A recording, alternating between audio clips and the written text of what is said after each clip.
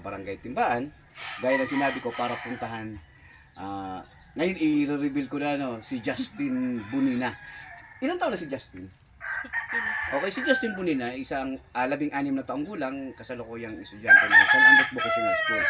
So, isa po siya sa nagsisilbi sa simbahan mga lods ng St. Andrew de Apusel o dito sa San Andres. Siya isang sakristan. Pero, nilalakad lang ni Justin from simbahan to timbaan, which is 3 to 4 kilometers away. Napakalayo mga lods. May nagmagandang loob na magbigay ng bike, pero nasira naman.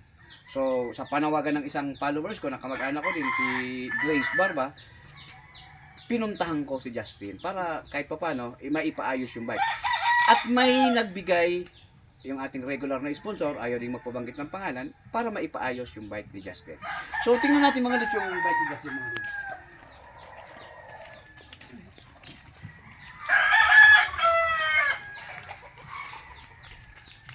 Ito yung bike mga lods ni Justin, no? So, ito ang nasira. Hindi na siya nakakapit, no? Ito ang nasira.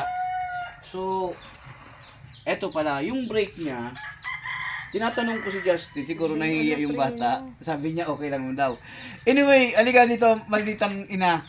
Kasama ko si malditang ina kasi taga rito rin. Hi ka! Hi guys! Hi ka sa mga fans mo. Shout out po sa mga fans ko. Mga basher ko! Welcome ka mo! Diyos ko Okay, po. malditang ina.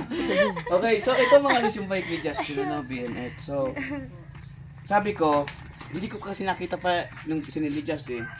Ito may nabili na akong sprocket. Nakabili na rin ako ng pintura para pinturahan yan.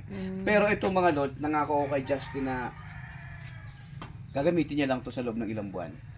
Nangako ako kay Justin, papalitan natin ng malaki to. Sana all. Gagawin natin mountain bike to. Hello mga lord, Talaga, isang si sakristan, nagsisilbi sa simbahan, Mhm. dapat lang matulungan. Yes. Ito yung tama. nanay ni Justin mga lord, si Yan, Elsa. si Wala si Ate Justin Elsa. nasa school. Nasa school po si Ay, Jess. Elsa, anong masasabi mo? Diyos mabalos man po sa Sponsor. Kagita ka duman po sa nag-sponsor. Mabalos po sa imo. Okay, from Los Angeles, California. Hi. Okay, thank you sir. Oo.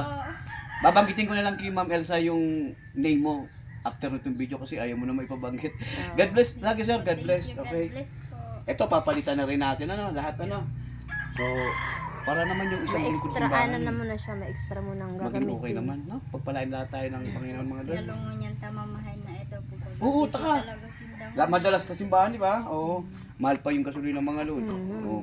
Kaya nga sinasama ko lagi si Inay sa mission ko para pag naubusan ng gasolina, may tutulak ng motor. Hindi po talaga siya mahatod sa may. Yung tatay ni Justin nasa Nasa Manila po. Manila. Ano pinagkakakitaan niyo, Elsa? Naggibo po ako ng ibus ko dati. Mga kakanin. Yung mga Paninda. baka gusto niyo po magpagawa ng latik, no? Ano pa? Ibus. Ibos. Ay, Suman. Suman. Yung ibos mga lus, di ko alam kung ano sa Tagalog yan.